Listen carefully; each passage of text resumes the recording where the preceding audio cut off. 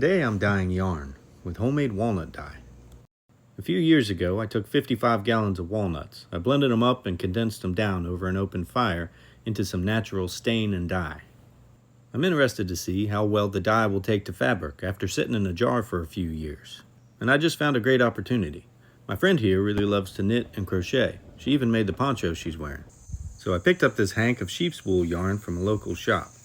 And it's made in my hometown. And I'm going to give this a try. Let's see what color we can get out of this yarn. I'm going to start off by heating some water up. This should help the yarn take the dye. You don't want it to boil though. This is a hank. This is the dye that we're going to be using. To start off, we need to unravel the hank. This will make sure that the dye gets the maximum surface area in order to make this the color that we want.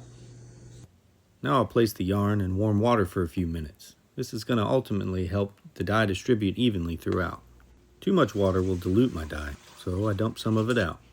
And now we can dump in this 2-year-old goopy mess.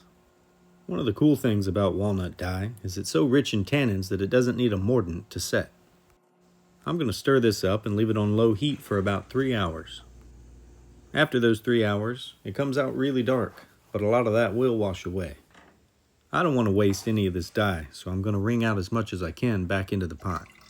I'm going to condense the leftovers back down so it'll fit back in the jar. In the meantime, I'm going to continuously hand wash this yarn until the water runs clear.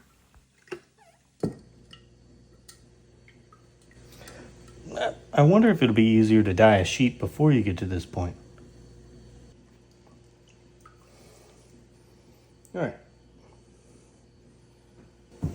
Well, here's the yarn. It's got some drying to do.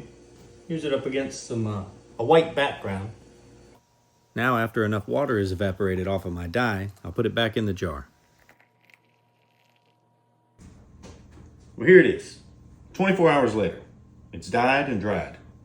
It's got a few uneven spots, which could be for a number of reasons. Whether it's oils left on the wool that wouldn't allow the dye to take, or inconsistencies in the dye itself. Now I'm going to twist this into a hank and set it aside for my friend.